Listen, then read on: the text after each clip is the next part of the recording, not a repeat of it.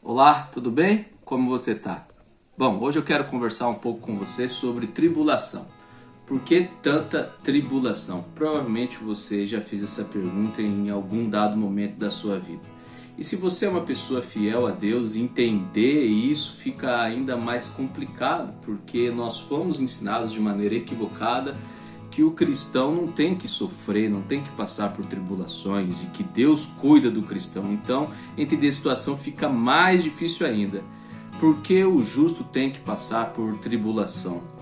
A verdade é que a tribulação não tem a ver com o fato de que você acredita em Deus ou não. A tribulação não tem a ver com o fato se você acredita em Deus ou não. Isso é independente. A tribulação, eu gosto de dar o exemplo que ela é igual à chuva. Ela está para o justo quanto para o ímpio. Jesus disse em João 16:33, parte B, que neste mundo nós teríamos aflições, né? Então, a tribulação, ela tem a ver com o fato de estarmos em um mundo de pecado. Eu quando leio esse texto, sobretudo essa parte quando Jesus fala neste mundo, me parece que ele está dizendo, este é um de aflição, mas o que está por vir é outra história. Mas enquanto nós estivermos aqui, nós precisamos enfrentar os desafios que este mundo nos impõe. Neste mundo tereis aflições, mas tende bom ânimo, eu venci. E se eu venci, você pode vencer. A tribulação tem a ver com o fato de estarmos em um mundo de pecado. Por que existe tribulação? Por que existe mal? Por que existe fome? Por que existe injustiça? Porque estamos em um mundo de pecado. Esse mundo é um mundo pecaminoso. O sistema, as organizações estão corrompidas. Então, isso não é exclusividade de nós cristãos, de nós que temos fé, de nós que acreditamos em Cristo. Não se iluda com isso. Às vezes, esse pensamento vem à nossa mente. Bom, as coisas começaram a dar ruim porque eu comecei a ler a Bíblia. As coisas começaram a ficar ruim na minha vida porque eu comecei a ir à igreja. As coisas começaram a ficar ruim porque eu comecei a me posicionar espiritualmente. Não, isso não tem nada a ver com essa questão de fé. Isso tem mais a ver com o mundo no qual nós vivemos. Um mundo de pecado, um mundo de dor e sofrimento. Porque é isso que o pecado produz. O pecado produz morte, dor, sofrimento. Contudo, para aquele que crê em Deus, essas aflições, essas tribulações produzem um outro efeito. E é sobre isso que eu quero falar com você. Se você crê em Deus, você precisa entender que a tribulação ela tem um outro propósito para com a sua vida. É necessário que o cristão passe por tribulações, ao contrário da teologia do coach, que diz que tudo vai ficar bem, ao contrário do que muitos estão dizendo, vem para Cristo e seus problemas serão resolvidos.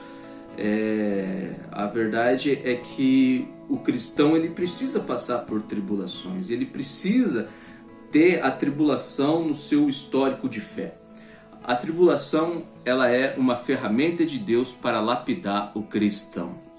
Não se esqueça disso, a tribulação é uma ferramenta de Deus para lapidar o cristão. Para o ímpio, a tribulação tem mais a ver com punição. Agora, para o justo, a tribulação tem mais a ver com prova, com escola. Esse é o objetivo da tribulação. Tiago 1:2 diz assim: meus irmãos, considerem motivo de grande alegria o fato de passarem por diversas provações. Pois vocês sabem que a prova da sua fé produz perseverança, e a perseverança deve ter ação completa, a fim de que vocês sejam maduros e íntegros sem lhes faltar coisa alguma. Então, a prova, a tribulação, produz perseverança. A perseverança, quando tem ação completa, nos torna maduros e íntegros. Volto a dizer, a tribulação é uma ferramenta de Deus para nos lapidar. A tribulação é uma ferramenta de Deus para nos lapidar. Sem tribulação nós não conseguimos ser perseverantes, e sem a ação completa da perseverança nós não conseguimos amadurecer e ter uma postura de integridade. Já para o que não crê, a prova produz os antônimos disso que nós apresentamos. Então, ao invés de produzir perseverança, produz desistência. Ao invés de produzir maturidade, produz imaturidade. Nós encontramos pessoas que só sabem reclamar diante das dificuldades. Este é um sinal de imaturidade. Reclamar não resolve nada. E o antônimo de íntegro é a corrupção. A pessoa que não é íntegra, ela está sujeita a ser corrupta. E nós vemos que diante das dificuldades nós fazemos alianças que não estão de acordo com os nossos princípios. Diante das dificuldades nós procuramos agiotas, nós fugimos das responsabilidades, nós acabamos nos corrompendo, porque não temos fé, porque não acreditamos. Então, se por um lado a tribulação, a prova produz perseverança, maturidade e integridade, por outro lado a prova produz desistência, imaturidade e corrupção. Uma vez que entendemos o que a tribulação produz em nós, ela deixa de ser tribulação e passa a ser um processo para um propósito. Eu vou repetir isso.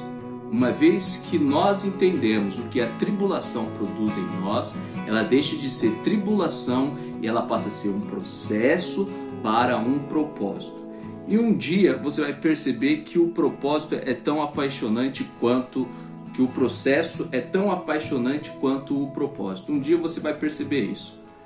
Talvez você fala, mas você está falando isso porque você já sabe qual é o seu, porque você já atingiu o seu propósito. É igual aquela história, a pessoa que tem dinheiro falar que o dinheiro não traz felicidade. Então, para você é fácil falar isso, mas não é bem por aí. Eu falo isso porque se você parar para prestar bem atenção dentro das propostas de propósito e processo, você vai perceber que o propósito é uma vitória.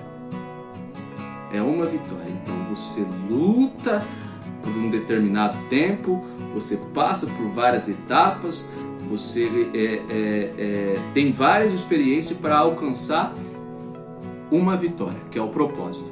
Agora o processo são várias vitórias.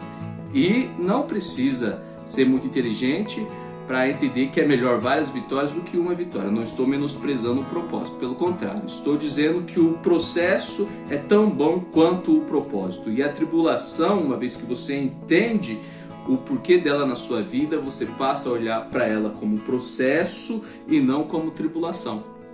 Eu quero ler um outro texto aqui e fazer algumas considerações ainda sobre esse assunto. 2 Coríntios 1:3 diz assim: Bendito seja o Deus e Pai de nosso Senhor Jesus Cristo, Pai das misericórdias e Deus de toda consolação, que nos consola em todas as nossas tribulações. Ou seja, sem tribulação não há consolo.